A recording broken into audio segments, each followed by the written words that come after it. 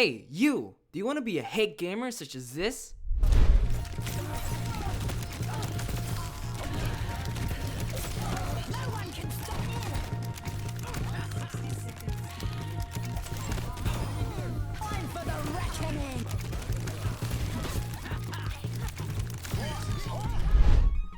Yeah, you do? Well then, watch this whole guide. I got all the tips, all the tricks, all the schminks, anything that you would need to rank up on Queen.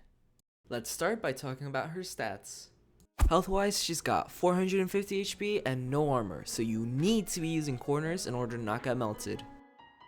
Her main weapon is a medium-range shotgun. How does that work? Anyway, doesn't really matter. Ideally, you'll be using this weapon around 10 meters or less, since Fallout starts at 15 meters. With all of that covered, we are officially done with the boring stuff now. So let's move on. Now to the cooler boring stuff, her abilities. Now when I start talking about her abilities, you're gonna notice a bit of a pattern in how they work. For example, her first ability is Jagged Blade. When you use this ability, Junker Queen will throw out a small knife. If it happens to hit someone directly, it'll attach to them, which does 65 direct damage and 30 bleed damage over 3 seconds. You can also pull any enemies that you catch with the knife towards you by pressing right click again. If not, they'll get automatically pulled back after 3 seconds, so you don't really have to worry about it. If you use Jagged Blade but you miss it because you suck, you can pull the knife back even if it's in the air so you can miss again 5 seconds from now. And as a little bonus, any enemy that it collides with while it's flying back will be inflicted with a bleed that does 15 damage over 3 seconds. And while you have the knife with you can also use it to stab the enemy by pressing the melee button, which will trigger a small bleed that does 15 HP over 3 seconds. And it's the same bleed as the one from recalling the knife while it's in the air, which means that they don't stack together, unfortunately. Her next ability, Carnage, is really cool. Junker Queen pulls out a large axe, and after a 1 second startup time, she swings it, dealing 90 flat damage and 40 wound damage over a 3 second period. And the best part of this ability by far is that the cooldown is 8 seconds, right? But for every enemy that you hit with it, it's reduced by 2 seconds. Which means if you hit enough people, there's literally no cooldown and you can spam it. But if you happen to hit nobody, that means you're pretty dead for the next 8 seconds. And what I like doing to maximize my self-sustain is to make use of combos. And I'll let you in on a little secret. All those videos that people make in the past about like cool Junker Queen combos that do like 300 damage, they're useless. You don't need to know any of that to start climbing. All you really need to know is these really easy, simple, basic combos that I'll teach you right now. Right? First one I'll teach you is really simple. First, you land your throwing knife on someone, and then you use Carnage. And then, halfway through Carnage's animation, you pull back the knife. That's it. It's that simple. And the good thing about it is that if you time it well, they won't be able to use your movement abilities to avoid Carnage's damage, so they'll instantly take 155 damage, not even including damage over time. And the second one is even more simple. First, you use Carnage on a target, and then you spam your melee key, and the nice thing about this is that you'll be stacking 2 bleeds together, as well as you'll be instantly doing 120 damage. And the third and final combo that you need to know makes use of Queen's slow rate of fire. Basically, you can shoot your shotgun, and at any time while you're shooting, you can throw Gracie without having to stop firing your weapon. Okay, now that we've talked about combos, let's talk about the ability that makes them actually hittable, Commanding Shout. For you, it'll give 150 overhealth and 30% movement speed, both for 5 seconds, but your allies, on the other hand, will get 50 overhealth as well as a speed buff, but both will only last for 3 seconds.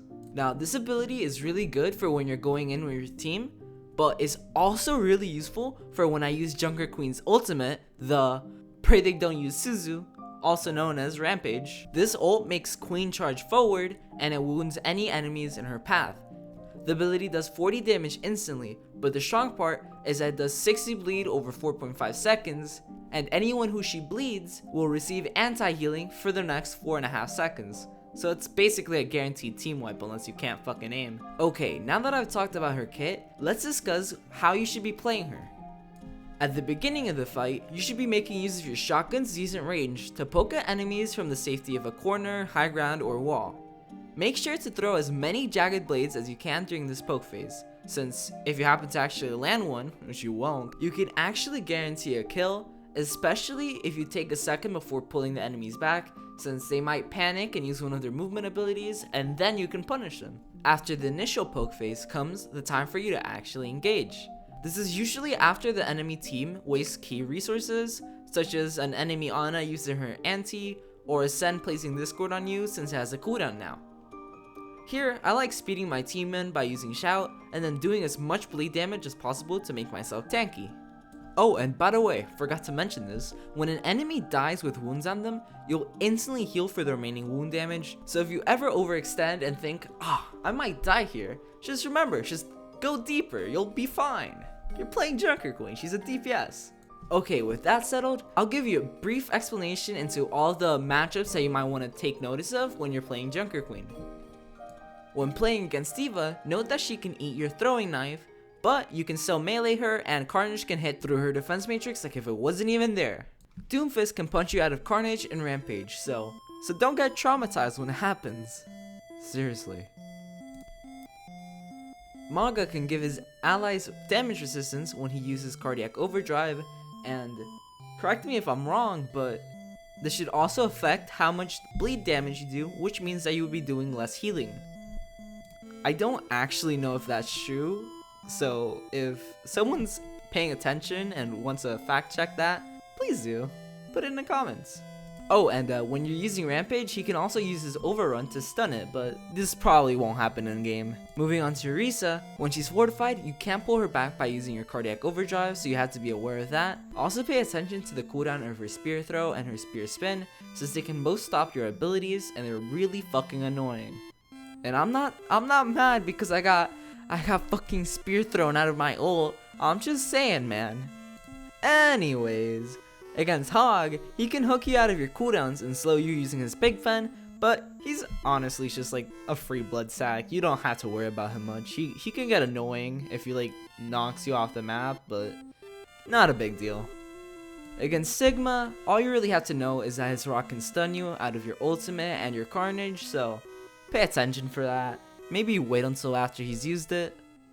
Against Arya, pay attention to her bubbles since they can stop your bleeds and they get quite annoying. And now for the DPS. When Genji's deflecting, you won't be able to bleed him or knife him in any way, and he can also dash out of Gracie, so you might want to time that. I mean, Sombra is annoying to play against as any hero, but against Queen, she can hack you out of your ultimate and your Carnage, so oh god. And I think that's it for the DPS role, unless I missed something, which you can write in the comment section below. Please subscribe. And now for the supports. Let's start it off strong with fucking Ana Amari, boys. She can anti-nade you, she can sleep dart you, she can you and Lord help me. When you're playing against a Baptiste, just pay attention and make sure that you break Immortality Field before you use your ult. Against Kiriko, she can cleanse your ult and your Carnage. She can cleanse anything that isn't your will to live, actually. Anyways, when they have a Lucio, just don't get booped. And last but not least, Zenyatta. Just don't go in while he's got his damage orb on you, and don't get kicked. Enough said. He's not Kiriko. And since it's been so long since my section on playstyle, here's a quick TLDR. Step 1, play corners. Step 3, go balls deep. Step 4, don't question where step 2 went. Or, step 4, miss your Carnage and die. Step 5, repeat this until you hit your Carnage, so that their Kiriko can cleanse it and then you die. Oh, and for the two of you who actually actively watch all of my videos, you might be asking, well, Rev, why you took 20 years to make this video? And I could lie and say I was working on improving my content, but the truth is I was just playing Fortnite. It's really fun. I'm making a video on that soon, if you guys want me to. Please like and subscribe, please like and subscribe, please like and subscribe, please like and subscribe, please like and subscribe, please like and subscribe, please like and subscribe, please like and subscribe. Pretty please with a cherry on top. Bye now.